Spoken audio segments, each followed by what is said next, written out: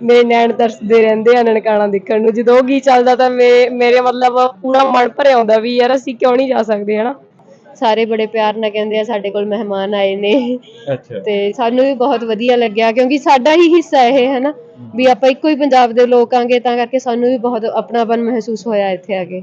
ਅੱਗੇ ਕੋਈ ਇੰਨਾ ਵੱਡਾ ਇਸ਼ੂ ਨਹੀਂ ਸੀ, ਸਾਡੀਆਂ ਸਰਕਾਰਾਂ ਨੇ ਜਿਹੜੀਆਂ ਜਾਣ ਬੁੱਝ ਕੇ ਪਾੜਾ ਪਵਾਇਆ ਸਾਡੇ ਵਿੱਚ, ਕਿਉਂਕਿ ਪਾੜੋ ਤੇ ਰਾਜ ਕਰੋ ਸਾਡੇ ਅੰਗਰੇਜ਼ ਨੇ ਜਿਹੜੇ, ਉਹਨਾਂ ਨੇ ਇਹ ਸਾਰਾ ਕੁਝ ਕੀਤਾ। ਬਸ ਜੀ ਕਿਸਮਤ ਨਾਲ ਕਹਿ ਸਕਦੇ ਆ, ਮੇਰੀ ਦਾਦੀ ਜੀ ਦੀ ਇੱਛਾ ਸੀ ਵੀ ਨਨਕਾਣਾ ਸਾਹਿਬ ਦੇਖਣਾ ਤੇ ਹਿਸਟਰੀ 'ਚ ਮੈਂ ਮਹਾਰਾਜਾ ਰਣਜੀਤ ਸਿੰਘ ਜੀ ਬਾਰੇ ਬਹੁਤ ਪੜ੍ਹਿਆ ਹੈਗਾ ਤੇ ਤਾਂ ਕਰਕੇ ਫਿਰ ਮੇਰਾ ਲਾਹੌਰ ਆਉਣ ਦਾ ਬਹੁਤ ਜ਼ਿਆਦਾ ਮਨ ਸੀਗਾ ਕਿ ਉਹਨਾਂ ਦੇ ਕਿਲੇ ਵਗੈਰਾ ਦੇਖਾਂ ਤੇ ਉਹਨਾਂ ਦੀ ਕਨਵਰ ਨੌਨਿਹਾਲ ਦੀ ਸਮਾਧ ਦੇਖਾਂ ਵੀ ਕਿੱਥੇ ਉਹਨਾਂ ਨੇ ਕਿਵੇਂ ਕੁਝ ਕੀਤਾ ਹੋਇਆ। ਇੰਨੀ ਇੱਜ਼ਤ ਇੰਨੀ ਰਿਸਪੈਕਟ ਕਦੇ ਸੋਚੀ ਨਹੀਂ ਸੀਗੀ। ਜਾਣ ਬੁੱਝ ਕੇ ਧਰਮ ਨੂੰ ਵਿੱਚ ਲੈ ਕੇ ਸਾਡੇ 'ਚ ਪੜ ਪਾਈ ਗਈ ਹੈ ਹਨਾ, ਧਰਮ ਨੂੰ ਵਿੱਚ ਲੈ ਕੇ ਸਾਡੇ 'ਚ ਪੜ ਪਾਈ ਗਈ ਹੈ। ਜਿਵੇਂ ਹੁਣ ਅਸੀਂ ਸ਼ਹਿਰ ਜਾ ਕੇ ਆਏ ਤੇ ਸਾਨੂੰ ਕੋਈ ਮੁਸਲਮਾਨ ਭਰਾ ਨੇ ਜੋ ਵੀ ਸਾਨੂੰ ਇੰਨੇ ਪਿਆਰ ਨਾਲ ਸਤਿਕਾਰ ਨਾਲ ਬੁਲਾ ਰਹੇ ਆ ਤਾਂ ਫਿਰ ਵੀ ਸਾਰੇ ਲੋਕਾਂ 'ਚ ਆਪਣਾਪਣ ਹੈ, ਇਹ ਸਭ ਤੋਂ ਵਧੀਆ ਲੱਗਿਆ ਹਨਾ ਵੀ ਕੋਈ ਸਾਨੂੰ ਜਿਹੜਾ ਮਤਲਬ ਕਹਿ ਦਈਏ ਧਰਮ ਦੇ ਤੌਰ ਤੇ ਅਲੱਗ ਕਰ ਰਹੇ ਨੇ, ਉਹ ਕਿਸੇ 'ਚ ਕੋਈ ਭਾਵਨਾ ਨਹੀਂ, ਬੱਚੇ ਤੋਂ ਲੈ ਕੇ ਵੱਡੇ ਤੱਕ ਕਿਸੇ ਬਜ਼ੁਰਗ 'ਚ ਕਿਸੇ ਕੋਈ ਐਵੇਂ ਦਾ ਹੈ ਨਹੀਂ। ਠੀਕ ਹੈ, ਕਿਉਂਕਿ ਹਰ ਵਾਰੀ ਟੀਵੀ 'ਚ ਸੁਣਦੇ ਆ ਨਾ ਅਖਬਾਰਾਂ 'ਚ ਵੀ ਆਹ ਹੋ ਗਿਆ ਐਂ ਕਰਤਾ ਤੇ ਉਸ ਤੋਂ ਬਿਲਕੁਲ ਹੀ ਉਲਟ ਸਾਨੂੰ ਮਹਿਸੂਸ ਹੋਇਆ। ਬਹੁਤ ਰਿਸਪੈਕਟ ਮਿਲੀ ਸਾਨੂੰ, ਸਾਰੇ ਬੜੇ ਪਿਆਰ ਨਾਲ ਕਹਿੰਦੇ ਆ ਸਾਡੇ ਕੋਲ ਮਹਿਮਾਨ ਆਏ ਨੇ। ਦੂਸਰੇ ਧਰਮ ਨੂੰ ਪ੍ਰਫੁੱਲਤ ਹੁੰਦੇ ਹੋਏ ਦੇਖ ਕੇ ਜੈਲਸੀ ਪੈਦਾ ਕਰਨਾ ਜਾਂ ਉਹਨੂੰ ਮਤਲਬ ਪ੍ਰਫੁੱਲਤ ਨਾ ਹੋਣ ਦੇਣਾ, ਉਹ ਇੱਕ ਅਲੱਗ ਚੀਜ਼ ਹੈ। ਮਤਲਬ ਉਹ ਅਸੀਂ ਦੇਖੀ ਨਹੀਂ ਇੱਥੇ ਤੇ ਅਸੀਂ ਦੇਖਣੇ ਵੀ ਨਹੀਂ ਚਾਹੁੰਦੇ।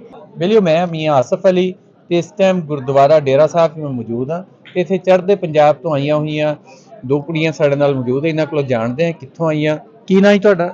ਮੇਰਾ ਨਾਮ ਹੈ ਜੀ ਰਵਿੰਦਰ ਕੌਰ।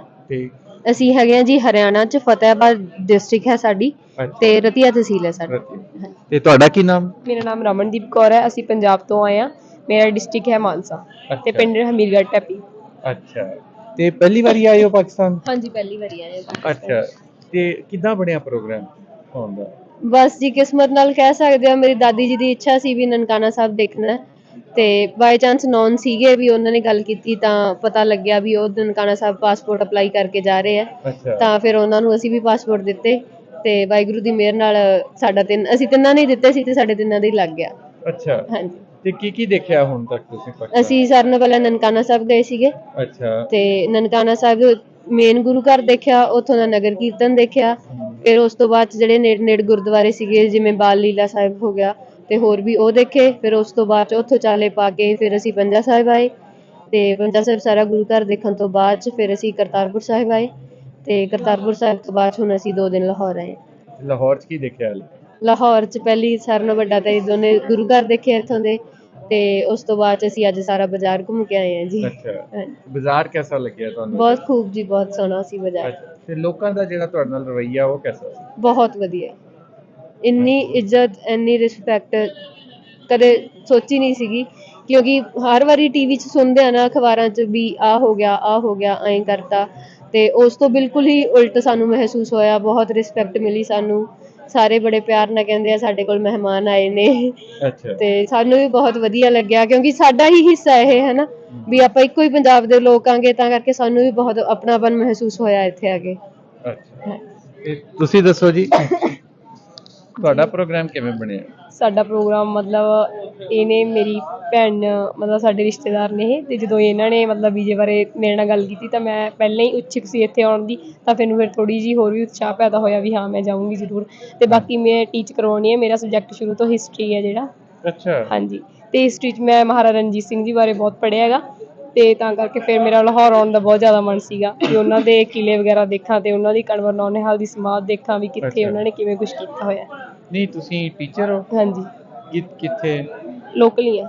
ਨਹੀਂ ਸਕੂਲ ਵਿੱਚ? ਹਾਂਜੀ। ਅੱਛਾ, ਨਹੀਂ ਤੁਹਾਨੂੰ ਲੱਗਦੇ ਤੁਸੀਂ ਬਿਲਕੁਲ ਛੋਟੇ ਜਿਹੇ ਹੋ ਤੇ ਅੱਛਾ ਹਾਂਜੀ, ਮਾਸਟਰ ਕਰ ਰਹੀ ਹਾਂ ਮੈਂ। ਅੱਛਾ, ਮਾਸਟਰ ਗ੍ਰੈਜੂਏਸ਼ਨ। ਮਾਸਟਰ ਕਾਹਦੇ ਚ?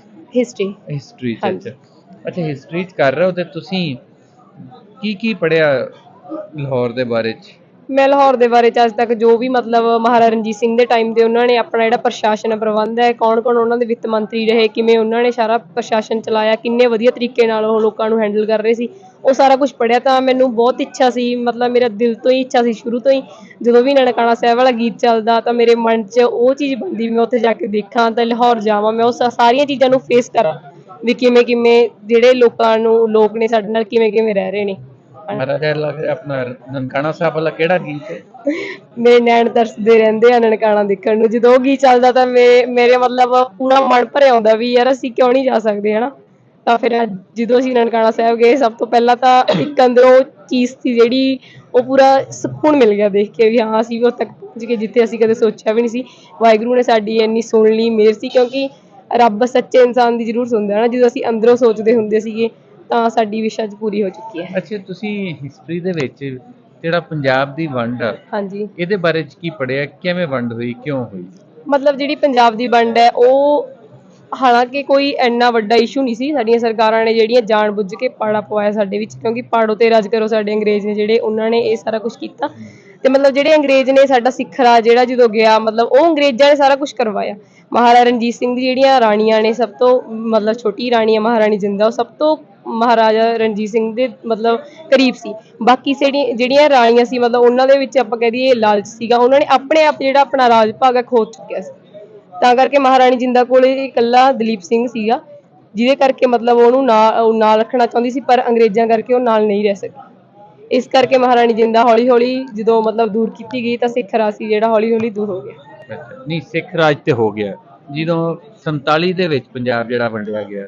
ਮੈਂ ਜਾਣਨਾ ਚਾਹੁੰਦਾ ਕਿ ਸਾਡੇ ਪਾਸੇ ਪੜ੍ਹਾਇਆ ਜਾਂਦਾ ਵਾ, ਜ਼ਾਹਿਰ ਅਸੀਂ ਆਪਣੇ ਬੱਚਿਆਂ ਨੂੰ ਜਿਹੜਾ ਸਕੂਲਾਂ 'ਚ ਪੜ੍ਹਨੇ, ਤੇ ਤੁਹਾਡੇ ਪਾਸੇ ਕੀ ਪੜ੍ਹਾਇਆ ਜਾਂਦਾ ਕਿ ਕਿਉਂ ਵੰਡ ਹੋਈ ਸੀ? ਸਾਡੇ ਪਾਸੇ ਮਤਲਬ ਇਹੀ ਐਕਚੁਅਲ ਸੁਣਨ ਨੂੰ ਆਉਂਦਾ ਗਾ ਵੀ ਜਿਹੜੇ ਮਤਲਬ ਵੀ ਮੁਸਲਿਮ ਧਰਮ ਵਾਲੇ ਲੋਕ ਸੀ ਜਿਹੜੇ, ਉਹ ਮਤਲਬ ਜਾਣ ਬੁੱਝ ਕੇ ਜਿਹੜੇ ਸਿੱਖ ਲੋਕ ਸੀਗੇ ਉਹਨਾਂ ਨੂੰ ਕੀ ਹੈਗਾ ਮਤਲਬ ਆਪਣਾ ਜਿਹੜਾ ਧਰਮ ਛਡਵਾ ਕੇ ਆਪਣਾ ਧਰਮ ਕਬੂਲ ਕਰਨ ਲਈ ਕਹਿ ਰਹੇ ਸੀ। ਤਾਂ ਕਰਕੇ ਸਾਡੇ ਤੋਂ ਇਹ ਚੀਜ਼ਾਂ ਬਰਦਾਸ਼ਤ ਨਹੀਂ ਹੋਈਆਂ।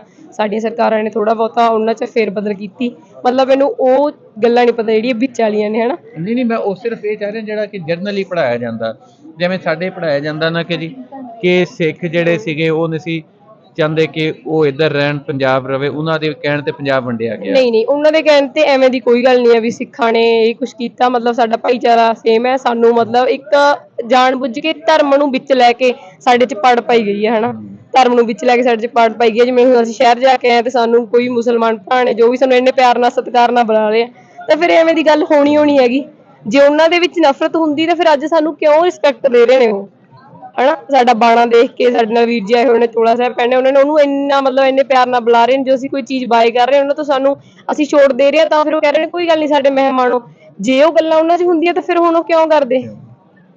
ਇਹ ਗੱਲ ਬੜੀ ਤੁਹਾਡੀ ਬਿਲਕੁਲ ਵੈਲਿਡ ਆ। ਤੇ ਬਾਕੀ ਹਿਸਟਰੀ ਜ਼ਾਹਿਰੀ ਗੱਲ ਆ, ਚੀਜ਼ਾਂ ਜਿਹੜੀਆਂ ਵਾ ਇੱਕ ਦਿਨ ਸਾਹਮਣੇ ਨਾਲ ਆਖਿਰਕਾਰ ਸਾਹਮਣੇ ਆ ਹੀ ਜਾਂਦੀਆਂ ਵਾ, ਪਤਾ ਲੱਗ ਹੀ ਜਾਂਦਾ।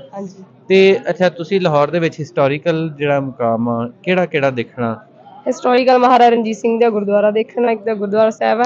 ਬਾਕੀ ਹੋਰ ਥੋੜਾ ਮੋਟਾ ਜਿਹੜੇ ਬਾਜ਼ਾਰ ਨੇ, ਸ਼ਾਹੀ ਕਿਲਾ ਹਾਂਜੀ, ਤੇ ਕਨਵਰ ਨੌ-ਨਿਹਾਲ ਦੀ ਜਿਹੜੀ ਸਮਾਧ ਉਹ ਵੀ ਦੇਖ ਲਈ ਅਸੀਂ। ਤੇ ਜਿੱਥੇ ਮਹਾਰਾਜਾ ਰਣਜੀਤ ਸਿੰਘ ਨੂੰ ਮਤਲਬ ਉਹਨਾਂ ਸੰਸਕਾਰ ਕੀਤਾ ਗਿਆ ਉਹ ਵੀ ਗੁਰਦੁਆਰਾ ਸਾਹਿਬ ਦਰਸ਼ਨ ਹੋ ਗਏ। ਤੇ ਅਸੀਂ ਅੱਜ ਦੇਖ ਕੇ ਆਏ ਗੁਰੂ ਰਾਮਦਾਸ ਜੀ ਦਾ ਜਿੱਥੇ ਜਨਮ ਸਥਾਨ ਹੋਇਆ ਉਹ ਵੀ ਦੇਖ ਚੁੱਕੇ ਹਾਂ। ਗੁਰੂ ਅਰਜਨ ਦੇਵ ਜੀ ਦੀ ਜਿੱਥੇ ਉਹਨਾਂ ਨੂੰ ਬਿਠਾ ਕੇ ਮਤਲਬ ਸ਼ਹੀਦ ਕੀਤਾ ਗਿਆ ਉਹ ਇੱਕ ਰੂਮ ਬਣਿਆ ਹੋਇਆ ਹੈਗਾ। ਮਤਲਬ ਉੱਥੇ ਤੱਕ ਅੱਜ ਪਹੁੰਚੇ ਨਹੀਂ, ਕੱਲ੍ਹ ਨੂੰ ਪਹੁੰਚਣ ਦੀ ਜ਼ਰੂਰ ਕੋਸ਼ਿਸ਼ ਕਰਾਂਗੇ। ਅੱਛਾ ਹਾਂਜੀ। ਤੇ ਓਵਰਆਲ ਤੁਹਾਨੂੰ ਇੱਥੇ ਕਿਹੜੀ ਸ਼ੈ ਜਿਹੜੀ ਪੰਜਾਬ ਦੀ, ਜਿਹੜੀ ਲਾਹੌਰ ਦੀ, ਪਾਕਿਸਤਾਨ ਦੀ ਸਭ ਤੋਂ ਜ਼ਿਆਦਾ ਪਸੰਦ ਆਈ? ਮਤਲਬ ਫਿਲਹਾਲ ਤਾਂ ਹੀ ਕਹਿ ਸਕਦੇ ਵੀ ਸਾਰੇ ਲੋਕਾਂ 'ਚ ਆਪਣਾਪਣ ਹੈ, ਇਹ ਸਭ ਤੋਂ ਵਧੀਆ ਲੱਗਿਆ ਹਨਾ। ਵੀ ਕੋਈ ਸਾਨੂੰ ਜਿਹੜਾ ਮਤਲਬ ਕਹਿ ਦਈਏ ਧਰਮ ਦੇ ਤੌਰ ਤੇ ਅਲੱਗ ਕਰ ਰਹੇ ਨੇ, ਉਹ ਕਿਸੇ 'ਚ ਕੋਈ ਭਾਵਨਾ ਨਹੀਂ, ਬੱਚੇ ਤੋਂ ਲੈ ਕੇ ਵੱਡੇ ਤੱਕ ਕਿਸੇ ਬਜ਼ੁਰਗ 'ਚ ਕਿਸੇ ਕੋਈ ਐਵੇਂ ਦਾ ਹੈ ਨਹੀਂ। ਠੀਕ ਹੈ, ਚਲੋ ਠੀਕ ਹੈ, ਆਪਣਾ ਧਰਮ ਹਰ ਇੱਕ ਦਾ ਆਪਣਾ ਧਰਮ ਹੁੰਦਾ, ਉਹਦੇ ਵਿੱਚ ਆਪਣੇ ਧਰਮ 'ਚ ਪਰਪੱਕ ਰਹਿਣਾ ਇੱਕ ਅਲੱਗ ਗੱਲ ਹੈ। ਪਰ ਦੂਸਰੇ ਧਰਮ ਨੂੰ ਪ੍ਰਫੁੱਲਤ ਹੁੰਦੇ ਹੋਏ ਦੇਖ ਕੇ ਜੈਲਸੀ ਪੈਦਾ ਕਰਨਾ ਜਾਂ ਉਹਨੂੰ ਮਤਲਬ ਪ੍ਰਫੁੱਲਤ ਨਾ ਹੋਣ ਦੇਣਾ, ਉਹ ਇੱਕ ਅਲੱਗ ਚੀਜ਼ ਹੈ। ਮਤਲਬ ਉਹ ਅਸੀਂ ਦੇਖੀ ਨਹੀਂ ਇੱਥੇ, ਤੇ ਅਸੀਂ ਦੇਖਣੇ ਵੀ ਨਹੀਂ ਚਾਹੁੰਦੇ। ਅਸੀਂ ਚਾਹੁੰਦੇ ਹਾਂ ਵੀ ਇਹ ਬਾਰਡਰ ਸਭ ਖਤਮ ਹੋ ਜਾਏ ਤੇ ਅਸੀਂ ਇੱਕੋ ਹੀ ਸਾਰੇ ਜਾਣੇ ਆ ਜਿਹੜੇ ਰਲ ਮਿਲ ਕੇ ਰਹੀਏ, ਸਾਰਾ ਭਾਈਚਾਰਾ। ਬੜਾ ਚੰਗਾ ਲੱਗਿਆ ਜੀ ਤੁਹਾਡੇ ਨਾਲ ਗੱਲਬਾਤ ਕਰਕੇ। ਤੇ ਹੁਣ ਮੁੜ ਕੇ ਵੀ ਆਓਗੇ ਜਾਂ ਇਹ ਅਖੀਰਲਾ ਚੱਕਰ ਸੀ? ਨਹੀਂ, ਇਹ ਸਟਾਰਟਿੰਗ ਹੈ। ਮਤਲਬ ਐਂਡ ਤੱਕ ਜਿੰਨਾ ਟਾਈਮ ਸਾਡੇ ਸਾਹ ਚੱਲਦੇ ਅਸੀਂ ਹਰ ਸਾਲ ਵੀਜ਼ਾ ਅਪਲਾਈ ਜ਼ਰੂਰ ਕਰਾਂਗੇ। ਸਾਡੇ ਲੱਗੇ ਨਾ ਲੱਗੇ ਉਹ ਬਾਬਾ ਜੀ ਦੀ ਕਿਰਪਾ ਹੈ। ਇਹ ਹੋਈ ਨਾ ਗੱਲ ਕਿ ਹਰ ਸਾਲ